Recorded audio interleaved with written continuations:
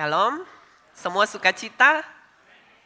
Oke, jadi pagi ini saya akan mulai dulu dengan Matius 1 ayat 23. Saya nggak akan berkhotbah panjang karena ini Natal. Dan saya berharap bahwa pesan ini semua kita dapat menjadi kekuatan bagi kita. Ya. Matius 1 ayat 23.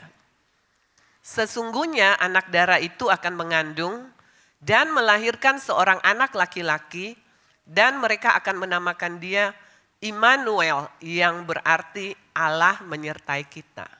Jadi pesan pagi ini adalah Immanuel, God with us, Allah beserta kita. Ya. Jadi hari ini kita semua tahu kita merayakan hari Natal ya. Hari Natal itu adalah hari kelahiran Tuhan Yesus.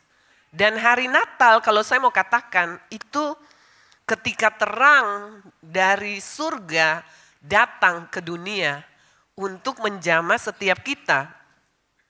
Tapi kalau kita lihat keadaan saat ini, harus kita akui bahwa dunia saat ini sedang tidak baik-baik saja.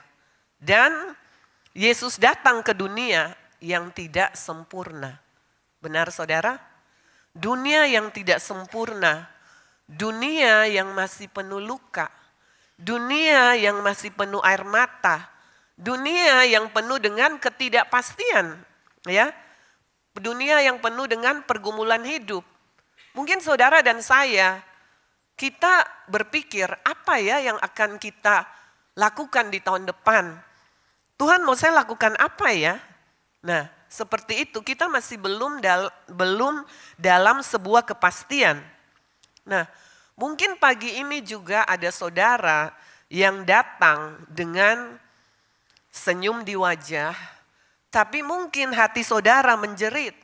Mungkin ada rasa berat di hati saudara, ada pergumulan yang harus saudara lewati, ya. Mungkin juga saudara bisa datang dengan iman di bibir saudara, tapi hati saudara lelah. Ya, jadi kita nggak bisa bilang bahwa semua baik-baik saja.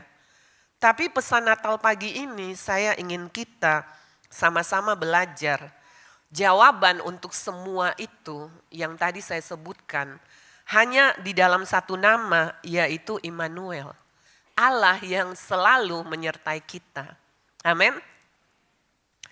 Nah, saya ingin bagi buat kita beberapa hal saja, mungkin ada 5 hal, tapi enggak panjang.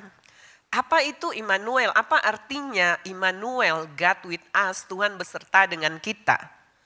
Yang pertama, Immanuel artinya Allah yang datang mendekat. Ya, Allah yang datang mendekat. Yohanes 1 ayat 14a. Firman itu telah menjadi manusia dan diam di antara kita. Jadi dikatakan bahwa firman Allah sendiri itu menjelma menjadi manusia dan dia hidup di antara kita. Kalau kita mau buka hati, mau menerima kehadirannya saudara. Amin. Kemudian ayat yang kedua yaitu untuk meneguhkan kita semua. Ayat yang kedua yaitu di Yesaya 7 ayat 14. Sebab itu Tuhan sendirilah yang akan memberikan kepadamu suatu pertanda. Sesungguhnya seorang perempuan muda mengandung dan akan melahirkan seorang anak laki-laki dan ia akan menamakan dia Immanuel. Amin. Jadi dikatakan bahwa perempuan muda atau si Maria akan melahirkan seorang anak yang akan dinamakan Immanuel. Allah beserta dengan kita. Nah, kita belajar dari kebenaran yang terjadi. Apa yang kita bisa belajar dari hal ini? Kita lihat dari sini bahwa Allah itu turun ke dunia. Allah turun ke bumi. Allah bukan diam-diam saja di tahtanya di sorga, tapi dia turun ke dunia. Untuk apa? Untuk mendekat kepada kita, saudara.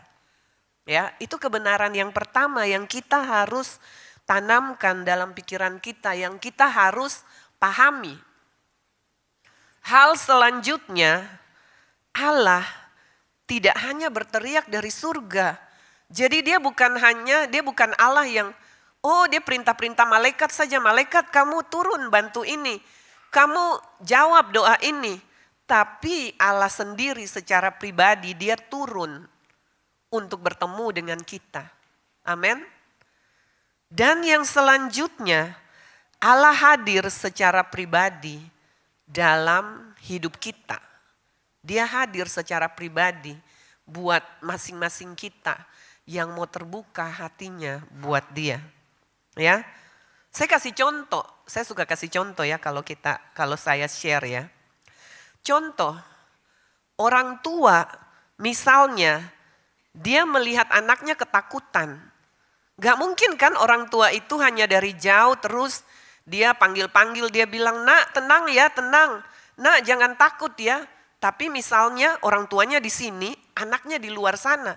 Nak jangan takut ya. Kalau anak-anak saya tahu pasti mereka akan menjerit sekeras-kerasnya. Ya, mungkin orang dewasa juga menjerit dalam hatinya ya. Jadi Allah sama dengan itu.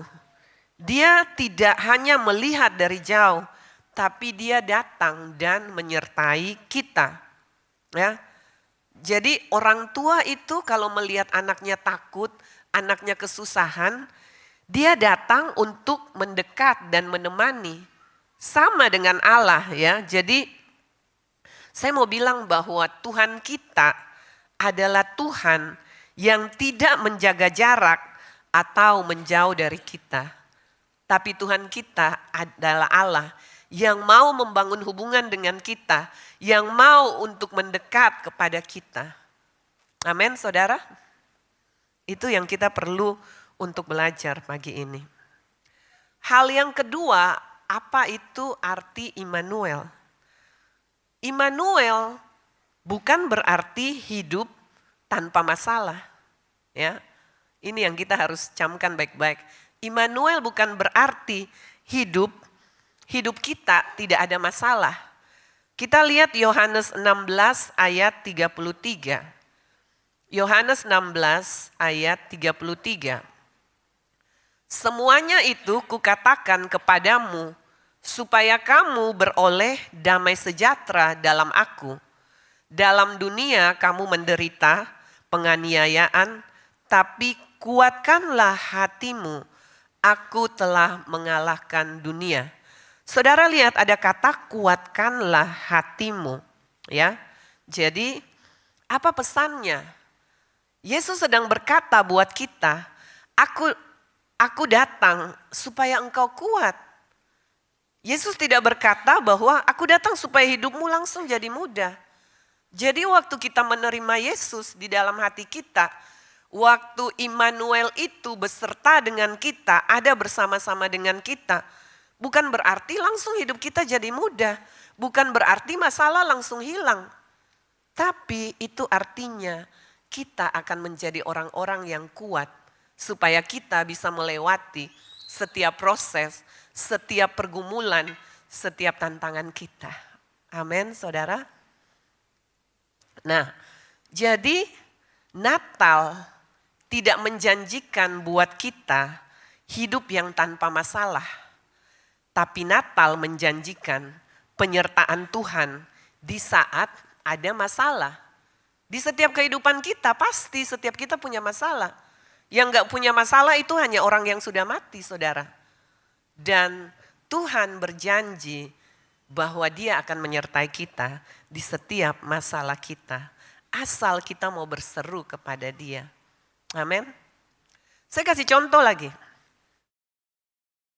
Saat anak kita sakit, yang belum punya anak mungkin anak saudara atau yang bekerja sebagai guru mungkin tahu ya. Nah, yang orang tua ini, saat anak kita sakit, kita tidak selalu bisa langsung menyembuhkan dia. Tapi kita bisa menemani. dan tidak meninggalkan dia. Benar? Jadi misalnya waktu anak saudara panas, saudara kan gak bilang berdoa sama Tuhan langsung panasnya hilang. Ya mungkin ada kejadian itu. Tapi kebanyakan kita tidak dapat waktu kita melihat anak kita sakit. Terus kita bilang hanya berdoa lalu anaknya sembuh tidak rasa sakit sama sekali. Ya. Jadi walaupun kita tidak bisa langsung menyembuhkan.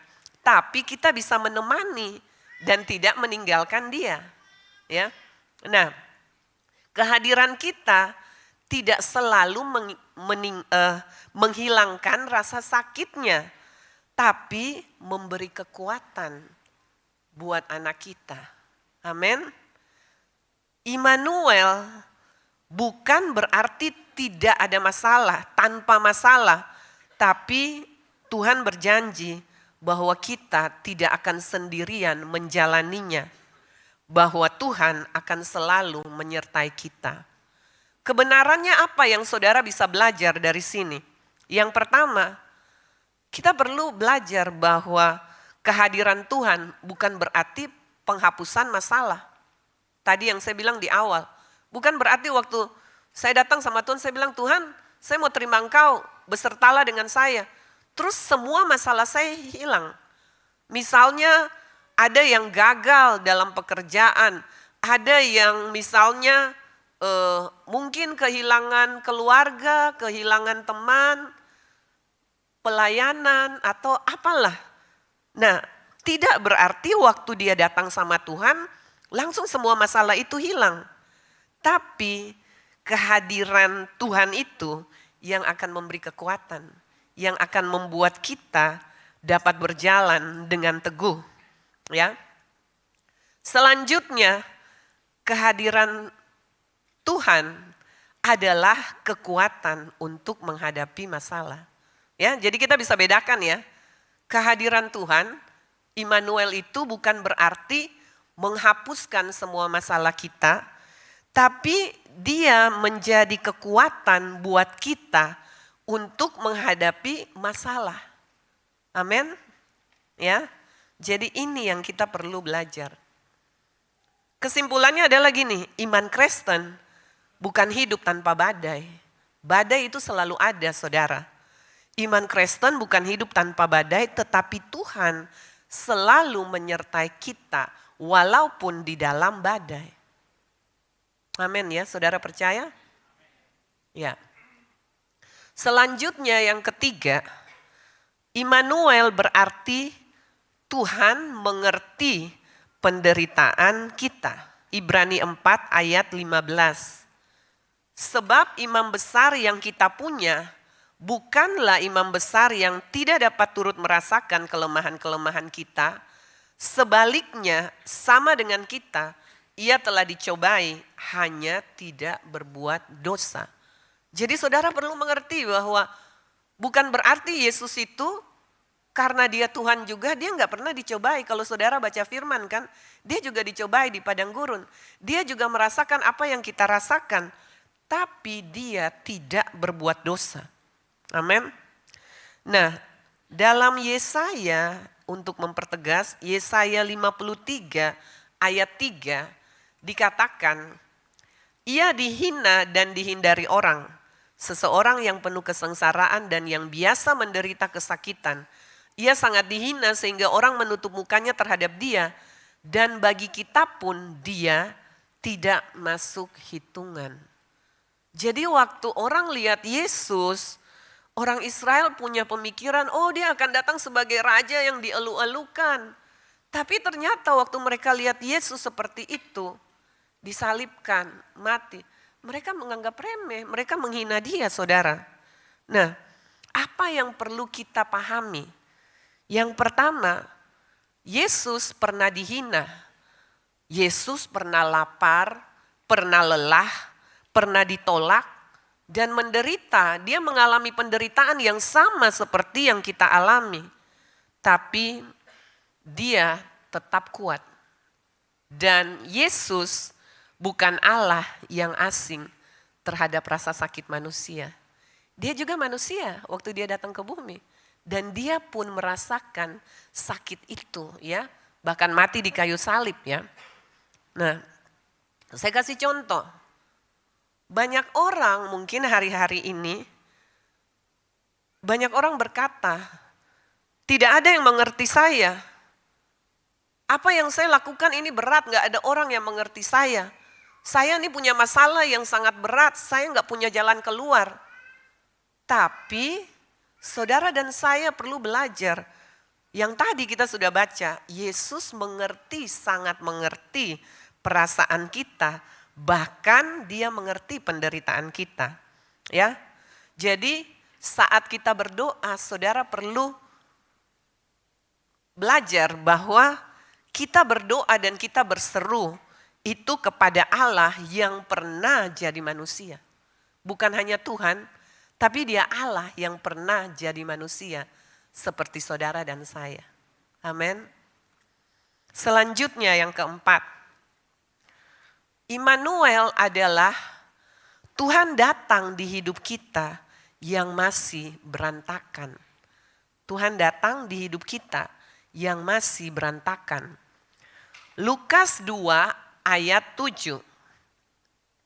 Dan ia melahirkan seorang anak laki-laki, anaknya yang sulung, lalu dibungkusnya dengan lampin dan dibaringkannya di dalam palungan karena tidak ada tempat bagi mereka di rumah penginapan.